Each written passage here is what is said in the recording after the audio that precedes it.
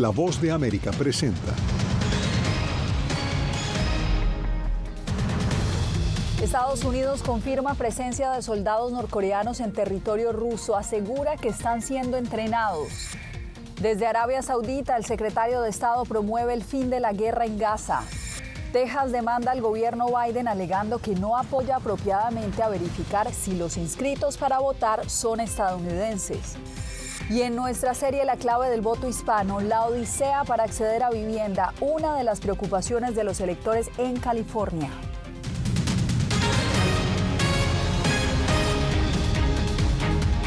¿Qué tal? Bienvenidos. Estados Unidos encendió las alarmas al confirmar que soldados norcoreanos están en Rusia en medio de la guerra contra Ucrania. El secretario de Defensa, Lloyd Austin, afirmó desde Roma que el gobierno cuenta con evidencia. Jacopo Luzzi se encuentra en la casa en directo con nosotros. Jacopo, ¿qué más ha revelado la administración Biden sobre el tema?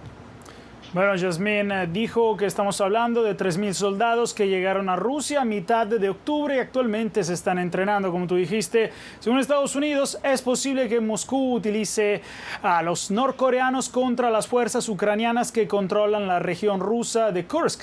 No está aún claro, pero es una probabilidad muy alta que preocupa seriamente a Washington. Casa Blanca dijo que hablará con China sobre este asunto, pero es demasiado pronto para saber qué impacto tendrán estos soldados.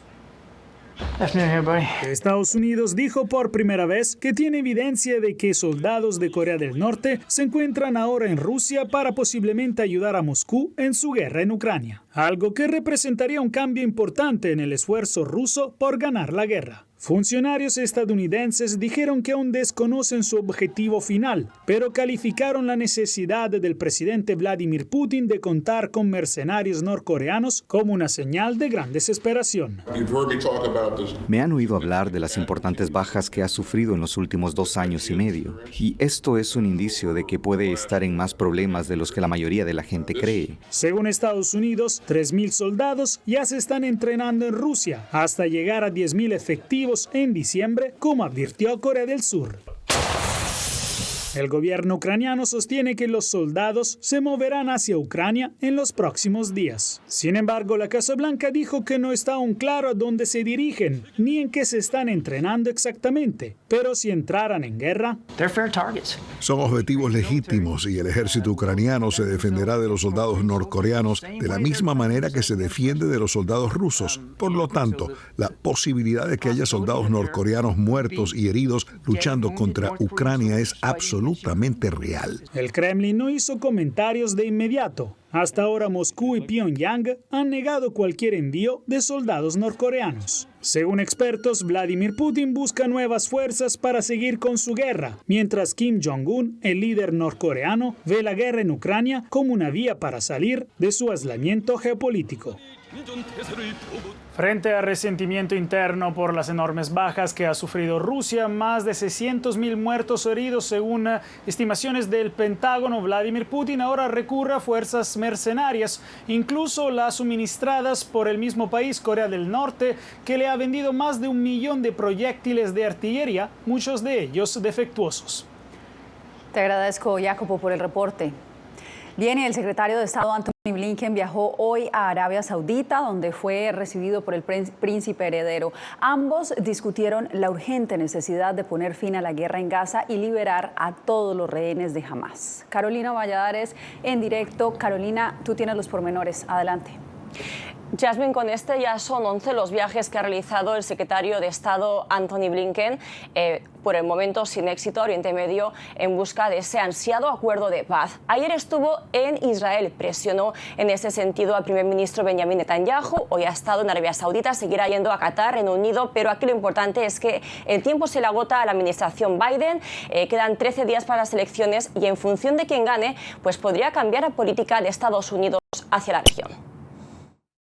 En un redoblado esfuerzo de la administración Biden por poner fin a la guerra entre Israel y Hamás, el secretario de Estado Anthony Blinken prosigue un día más con su gira por Oriente Medio. Este miércoles recaló en Riad para reunirse con el príncipe heredero saudí Mohammed bin Salman.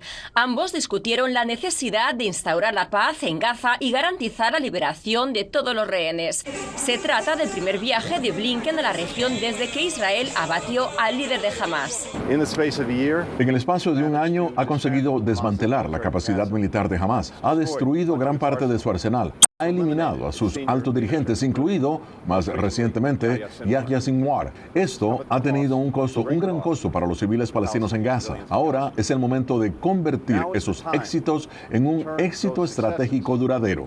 Antes de su llegada a Riad, Blinken repitió que Estados Unidos rechazaba cualquier ocupación israelí de Gaza y dijo que Netanyahu le había asegurado que Israel no tenía tales planes, a pesar de la presión de muchos miembros de su propio partido para permitir el regreso de los colonos. Mientras el ejército israelí continuó un día más sus ofensivas en Gaza y Líbano, sin aparentes intenciones de poner fin a la guerra y lanzando un mensaje a sus enemigos en la región. En todas partes intentaron hacernos daño, pagaron un alto precio, y quien soñó en Gaza con derrotarnos hace un año, hoy no está en ese sueño después de que ya no hay Sinwar y una larga fila en la cima. El viaje es el último gran impulso de paz de Estados Unidos antes de las elecciones presidenciales del 5 de noviembre que podrían alterar la política estadounidense en Medio Oriente. Carolina Valladares, Voz de América, Washington. Y en medio de los esfuerzos del secretario Blinken para frenar el conflicto en el Medio Oriente, Israel atacó objetivos de Hezbollah en la ciudad antigua libanesa de Tiro. Joan Cabacés con el reporte desde Beirut.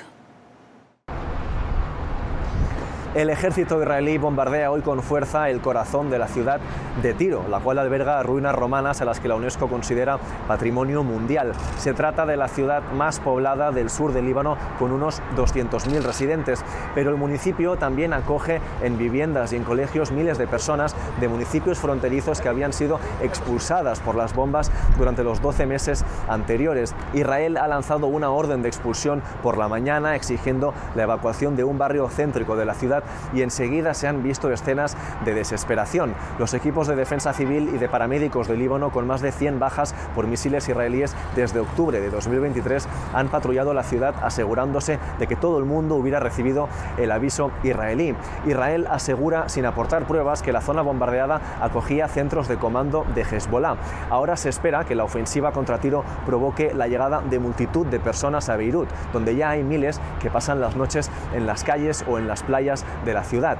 Mientras, los combates continúan en el resto del sur del Líbano. Israel bombardea múltiples posiciones de forma simultánea y la milicia libanesa dispara contra lugares dentro del Líbano y en el norte de Israel, donde las tropas israelíes están desplegadas. De hecho, el ejército israelí dice haber interceptado solo durante el día de hoy 5 aviones no tripulados.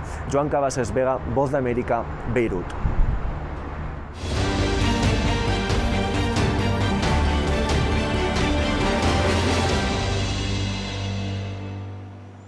En medio de la contienda electoral, Texas está demandando al gobierno federal por supuestamente no apoyar la verificación de nacionalidad de los votantes. Laura Sepúlveda nos amplía este tema y el recorrido de los candidatos en los estados indecisos. El fiscal general de Texas interpuso una demanda al gobierno Biden un día después del inicio de la votación temprana. Alega que ese estado no recibe suficiente apoyo federal para verificar que casi 450.000 tejanos inscritos para votar son estadounidenses. Si bien las leyes federales y estatales prohíben a los no ciudadanos votar, la ley federal paradójicamente crea una oportunidad para que los no ciudadanos se registren ilegalmente para votar. El gobierno federal no ha reaccionado a la demanda, no única en el marco electoral. Central Park Five, un grupo de hombres exonerados de la violación y agresión a una mujer en Nueva York en 1989, han tomado acción legal contra el nominado republicano Donald Trump por difamación, cuando en el debate presidencial se refirió al caso asegurando que habían cometido el asesinato y habían aceptado responsabilidad frente al crimen, lo que aseguran les ha acarreado amenazas.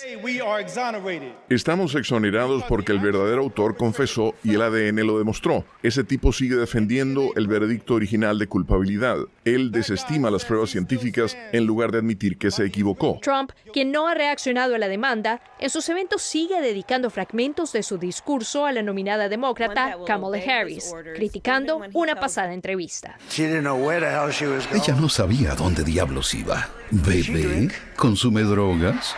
No lo sé. El nominado a la vicepresidencia por los demócratas, Tim Walz, votó de manera temprana junto con su familia este miércoles en Minnesota y al ser cuestionado por presunta desinformación rusa frente a las elecciones, respondió: No tengo nada que decir sobre desinformación, pero es muy claro que Putin quiere que Donald Trump gane.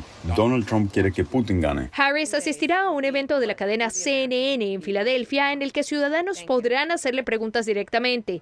Entre tanto, Trump visitará el estado de Georgia. Laura Sepúlveda, Voz de América.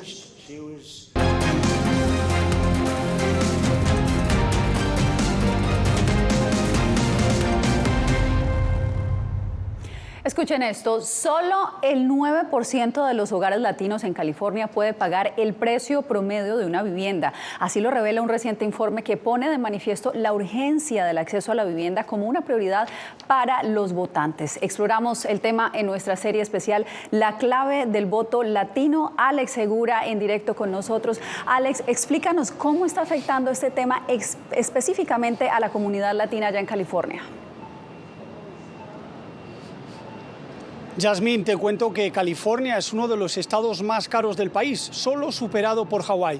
Y es que la plataforma de compraventa Zillow apunta que cuesta casi $800,000 comprar una casa aquí. Y esto, si lo comparamos con el salario promedio anual en California, que es de unos $79,000, quiere decir que pocos pueden permitírselo.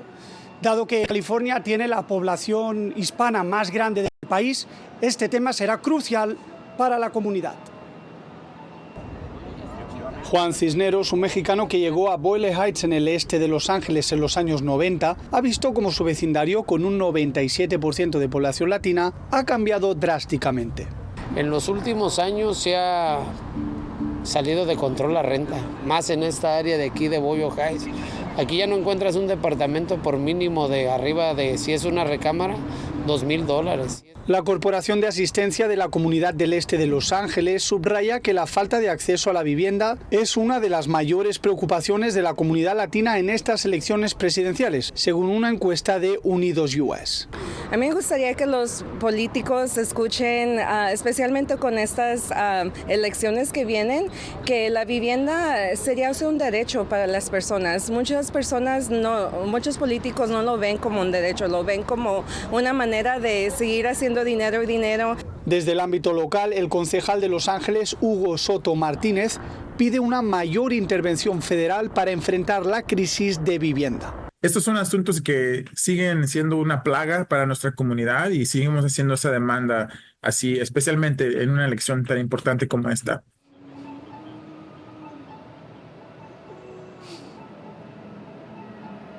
La situación es tan preocupante que una encuesta de Mi Familia Vota y Unidos US refleja que el 60% de las familias latinas aquí en California cree que o se está considerando que podría mudarse fuera del país, del estado por culpa de estos altos precios.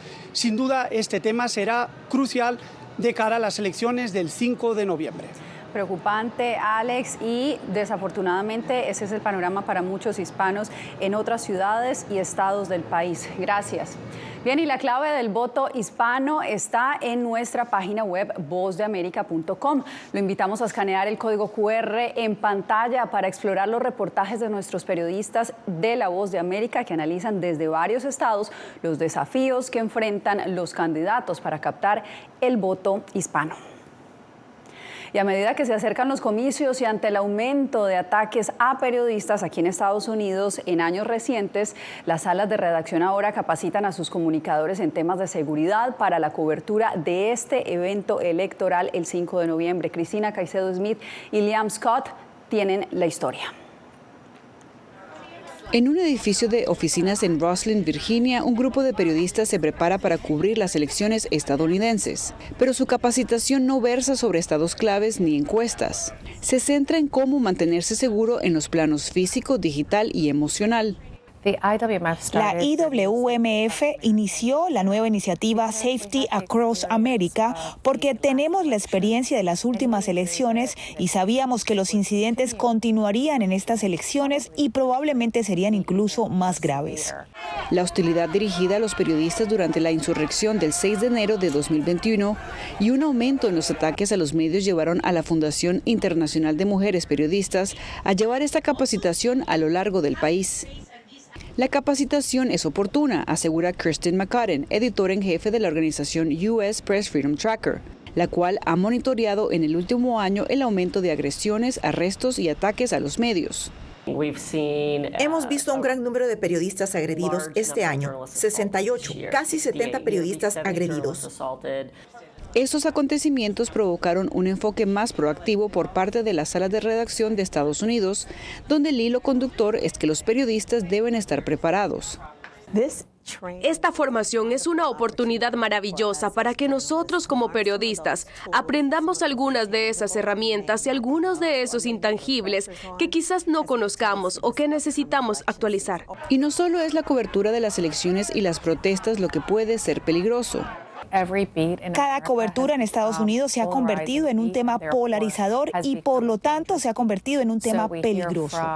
La capacitación alcanzó a 600 periodistas en 11 estados y con el aumento de la hostilidad hacia los medios, los talleres en seguridad son una necesidad para los periodistas, según sus organizadores. Con Liam Scott, Cristina Caicedo Smith, Voz de América, Washington. Y en instantes, Chicago anuncia cierre de albergues para inmigrantes. Les contamos cómo afectará esta decisión a solicitantes de asilo y a personas sin hogar.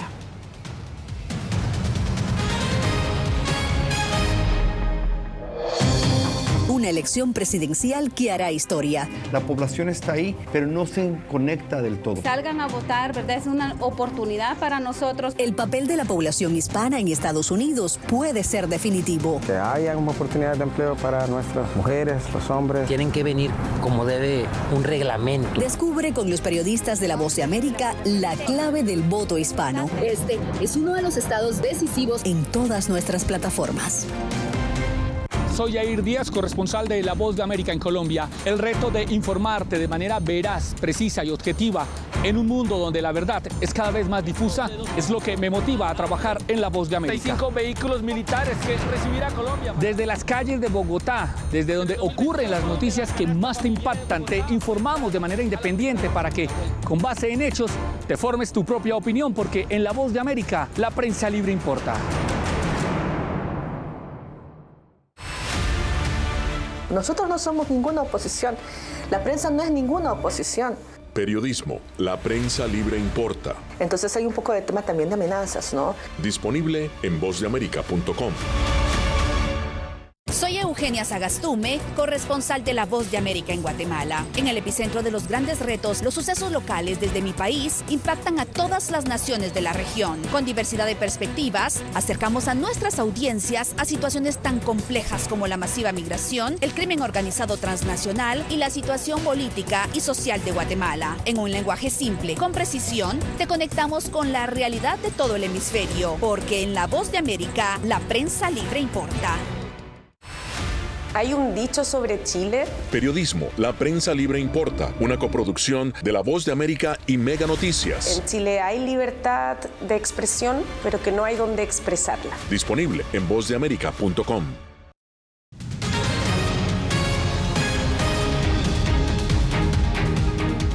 La alcaldía de Chicago anunció un cambio significativo en su enfoque de vivienda temporal, cerrando albergues para inmigrantes. La decisión contempla una nueva solución para los desamparados.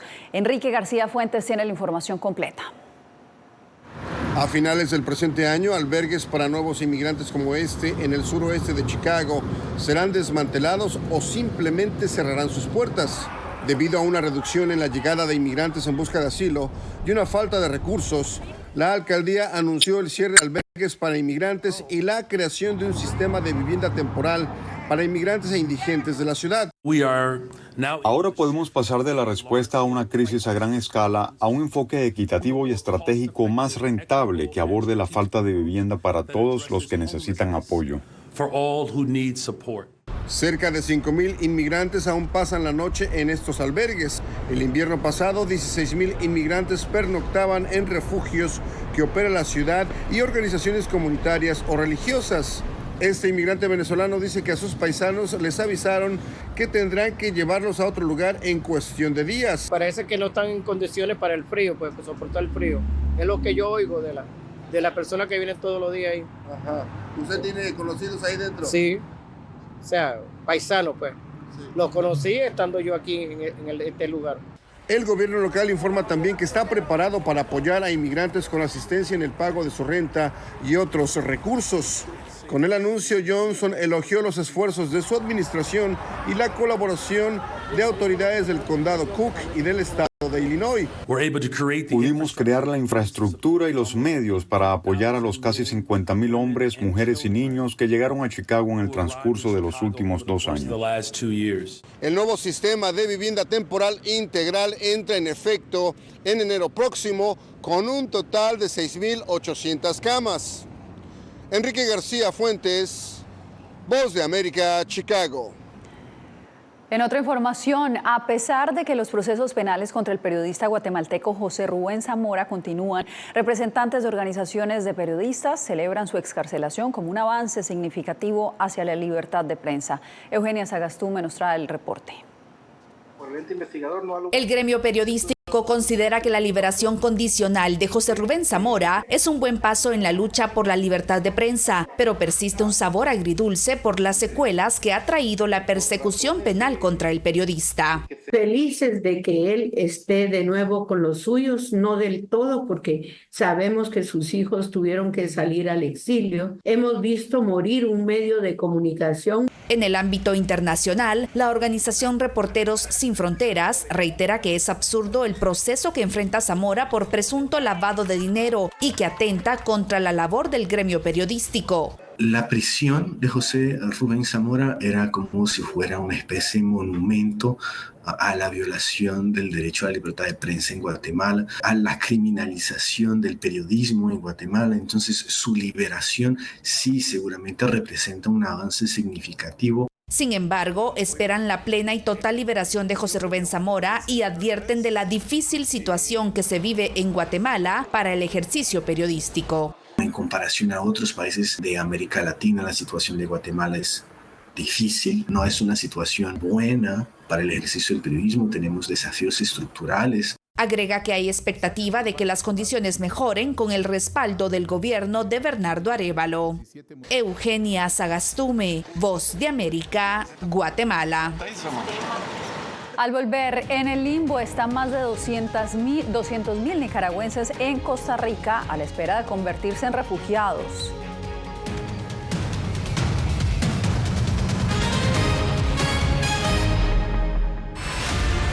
Siento miedo de ejercer periodismo. Periodismo, la prensa libre importa, una coproducción de La Voz de América y Teleamazonas. Siento miedo de decir que soy periodista.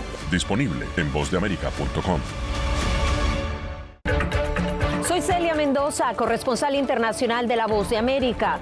Desde que me uní a este equipo de profesionales hace más de una década, he tenido la oportunidad de descubrir un mundo de noticias que comparto con ustedes. La Voz de América habló con el director. Porque siempre estoy en el lugar de los hechos, entregando información veraz, clara y precisa, manteniendo nuestro compromiso periodístico, porque en La Voz de América, la prensa libre importa.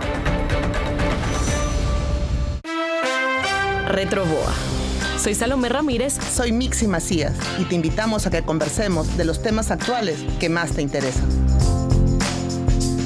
Acompáñanos en un podcast en vivo en las plataformas digitales de La Voz de América. ¿Qué me pongo mañana? ¿Te regresas para el crucero? Todo incluido. Conéctate con nosotros a través de Retroboa en las plataformas digitales de La Voz de América.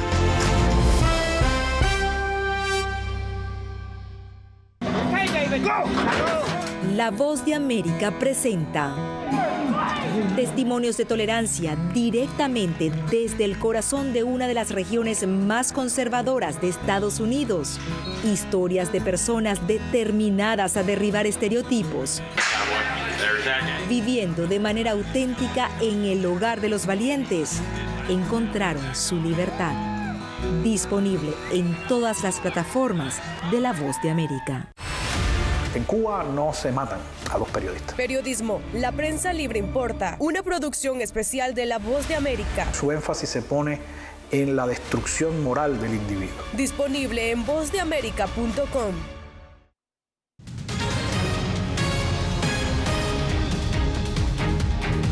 Más de 200.000 nicaragüenses permanecen en el limbo en Costa Rica a la espera de que el Estado les otorgue el estatus de refugiado. Han llegado desde que se desató la crisis en el 2018 en su país, como nos informa Donaldo Hernández. Más de 200.000 nicaragüenses que huyeron de la crisis sociopolítica iniciada en el año 2018 siguen a la espera de que Costa Rica apruebe su solicitud de refugio. Esta cifra representa más del 90% de los casos que quedan por resolverse, según explica la jefa de la unidad de refugio de la Dirección de Migración de Costa Rica. Son aproximadamente 20.000 personas en general a las que se les ha dado la condición de personas refugiadas. De acuerdo con el gobierno del presidente Rodrigo Chávez, la mayoría de los solicitantes de refugio en realidad son migrantes económicos. Si la persona no encuadra en lo que la definición de refugio nos da, no podemos reconocer el refugio. Una postura contraria a la de organizaciones de derechos humanos, que consideran que miles de personas han abandonado Nicaragua por razones políticas. La Dirección de Migración de Costa Rica actualmente atiende un promedio diario de 100 personas, pero defensores de los derechos de los migrantes advierten que esa atención no es suficiente. Hablamos de que diariamente se podrían atender a 200 personas en unidad de refugio. De la comunidad desplazada forzada en Costa Rica, en especial la comunidad nicaragüense, que sabemos bien de que es un 90% de la población que solicita refugio en Costa Rica. Ante el panorama de los nicaragüenses en Costa Rica, miles han aplicado al programa Movilidad Segura, que les permite reasentarse en España, Canadá o Estados Unidos. Donaldo Hernández, Voz de América. El estadio de los Dodgers se iluminó de azul en tributo a Fernando El Toro Valenzuela, quien falleció este martes a los 63 años en un hospital de Los Ángeles, aunque no se conoce la razón. Fernando es considerado el mejor lanzador mexicano en la historia de las grandes ligas por su histórico desempeño desde su debut en 1981, cuando desató la Fernandomanía, un fenómeno que capturó los corazones de millones durante la década de los 80. Y cuando regresemos, lo inimaginable, LeBron James y su hijo Bronny marcan un hito al debutar juntos en la NBA. People think these mass shootings they all think it's not going to happen to them until it happens to them. Periodismo, la prensa libre importa. You know, I never thought it would happen to me. Disponible en vozdeamerica.com. Nunca pensé pasar 2 años y 7 meses en la prisión por nada más pensar diferente a las autoridades de Nicaragua. Una vez que bajamos del avión, acá en Estados Unidos, en Washington, nos damos cuenta que estamos libres porque no sabíamos si también veníamos a una cárcel, no sabíamos nada. El cuerpo como que siente el aire puro, la diferencia a estar en una prisión, ¿verdad?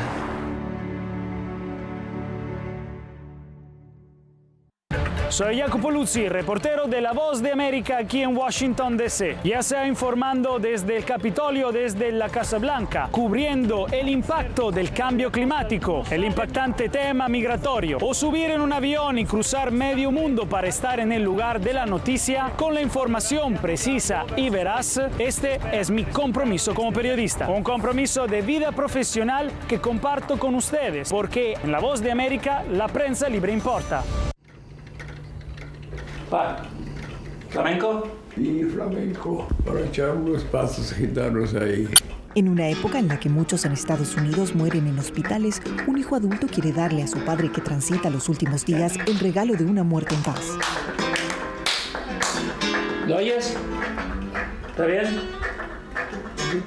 Amor hasta la muerte, un documental de La Voz de América. Ahora, en todas nuestras plataformas. El periodismo definitivamente necesita ser libre. Periodismo, la prensa libre importa. Una producción especial de La Voz de América. La libertad se la da el Estado y la responsabilidad la asume uno. Disponible en vozdeamerica.com.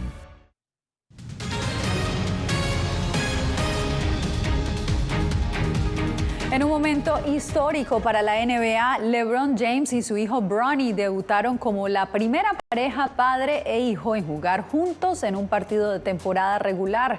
Juntos llevaron a Los Ángeles Lakers a una victoria de 110-103 sobre Minnesota Timberwolves. Los asistentes enloquecieron al ver entrar a la cancha a Bronny junto a su padre. Este momento marca no solo un triunfo personal para ellos, también un capítulo significativo en la historia del baloncesto. Con esto me despido.